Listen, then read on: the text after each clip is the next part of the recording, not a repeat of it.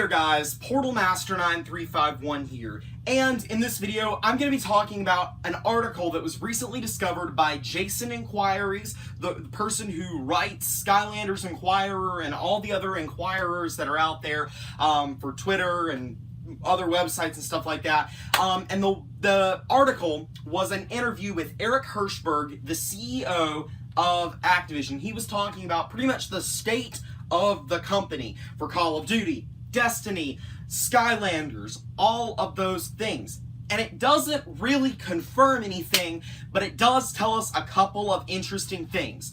Now, to understand this video, you do not need to read the article, but I will still link it down in the description for you guys that do want to go read the entire article. I will talk about excerpts from the article, so if you want to read it afterwards, it's just down there for your reading pleasure. Basically, in the interview, it talked about, you know, Destiny, Call of Duty, and stuff like that first, and then it moved on to Skylanders. So, Eric Hirshberg said he does not believe that Toys to Life is dead. He believes that the market is oversaturated. He believes that that is the reason for the decline of Toys to Life. It's oversaturated. The sales for Toys to Life collectively are still really, really high, but the problem is it's spread out through many different franchises. He was saying at any given point, you could have a Toys R Us with like 100 square feet of Toys to Life products from 4 of the biggest children's entertainers in the world, from Activision, Disney, Nintendo, and Lego. 100 square feet of stuff like that. And nobody was really winning. Sales kind of declined for all of them. Skylanders obviously is declining. Disney Infinity got canceled. Amiibo has still not really taken off in the States. It does really well in Japan, but it's never really taken off a lot in the States compared to Japan at the very least. LEGO Dimensions started out really strong and kind of rapidly declined, and it's now looking like it might possibly get canceled or at least downsize largely. So the market has been oversaturated, and that's what Eric Hirshberg attributes to the downfall of the franchise as a whole. But he doesn't say it's done at all. He does not at all. The person who was interviewing him was talking about the Wii and how a lot of their audience was on the Wii. And Eric Hirshberg was saying, yes, that is definitely a problem we identified. A lot of our audience was on the Wii. So when we stopped making the Wii games just because it was too hard to support, we definitely lost a lot of more casual, family-oriented gamers / we lost a core segment of our audience. It's essentially what he was saying. And that is why they are making the decision to move to mobile platforms.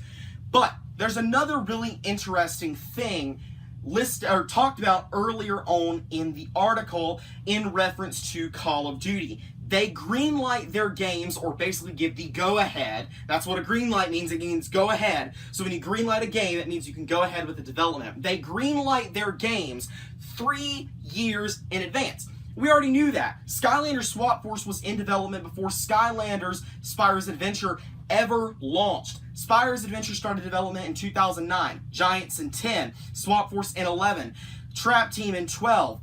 That means Superchargers in 13, and Imaginators started in 14. So, when 2015 rolled along, that means that Skylanders 7, in theory, would have received the green light. But let's think about this.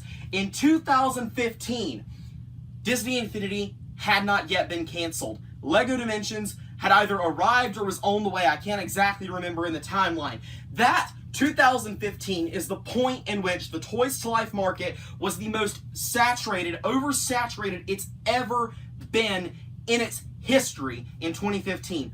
Also, let's think about this. Trap Team had just released and is, in my opinion, where the downfall of the franchise began. I'll have a video out about that at some point because it is something I've been talking about in reference for a while, and I want to fully explain why Trap Team was the downfall of the franchise.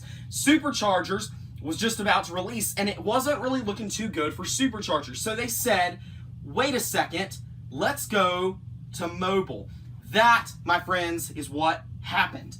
So that means that in 2015 is when the decision not to make a Skylanders 7 was actually made, or at least a Skylanders 7 in 2017, that decision was made. But they said, let's go ahead and make a mobile game.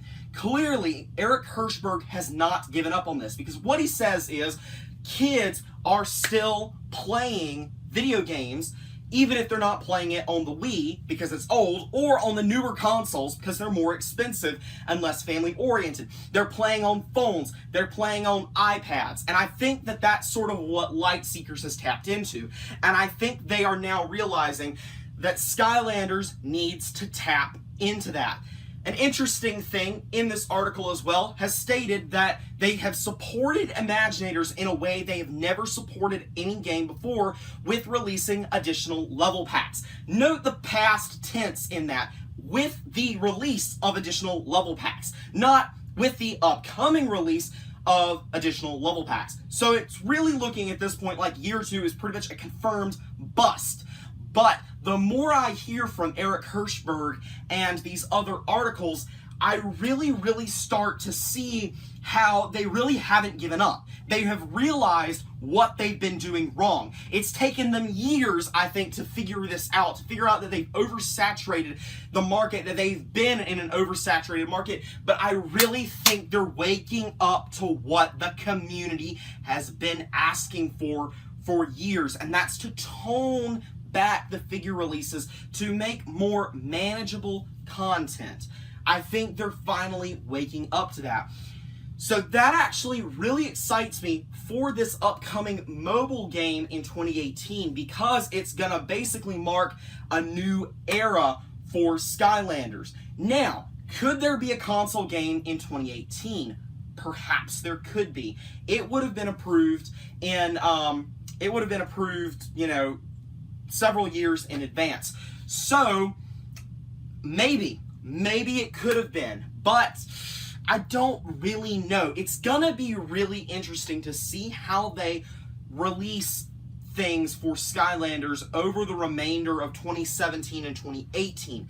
Again, though, the fact that they're continuing to release merchandise is very interesting.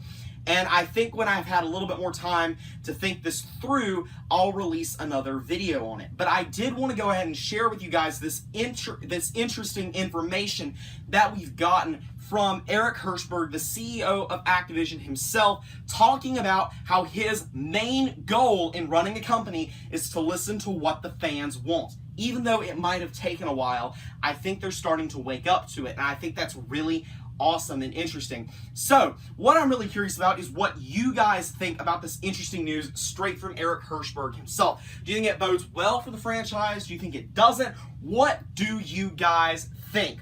That's what I want to know. But for now, this has been Portal Master 9351. Remember to like, comment, subscribe, and I'll see you guys next time.